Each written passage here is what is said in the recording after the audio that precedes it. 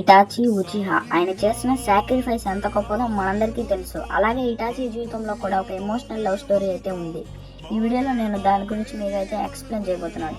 Hitachi జీవితంలో ప్రేమ అంటే ఒక చిన్న వెలుగు. అతను ఎన్నో చీకట్లు వేయాల్సి వచ్చిన ప్రపంచంలో అతను నవ్వినప్పుడే ఆమె హృదయం ప్రశాంతమయ్యేది. కానీ ఇటాచి నవ్వు వెనుక దాగిన యుద్ధం ఆమెకు తెలియదు. అతను ఆమెను ప్రేమించాడు, కానీ తన చేతుల్లో ఉన్న రక్తాన్ని ఆమె చేతుల్లో పడనివ్వాలనుకోలేదు. షినోబి ప్రపంచం అతన్ని రాక్షసుడిగా చూసిన ఆమె మాత్రం అతన్ని ప్రేమించింది. ఒకరోజు విడిపోవాల్సి వస్తున్న విషయం ఇటాచికి ముందే తెలుసు. అందుకే ఆమె చేతిని పట్టుకొని చివరి క్షణంలో అతను నిశ్శబ్దంగా చెప్పుకున్న మాట, నా నీడలో నిన్ను అలిపించను, నీ నవ్వు నా పాపం కంటే పవిత్రం. ఆమె కోసం అతను వెనక్కి తిరిగి చూడలేదు. కానీ ప్రతి మిషన్కు వెళ్లే ముందు ఆమె ఇచ్చిన చిన్న చిరునవ్వే అతన్ని బ్రతికించింది.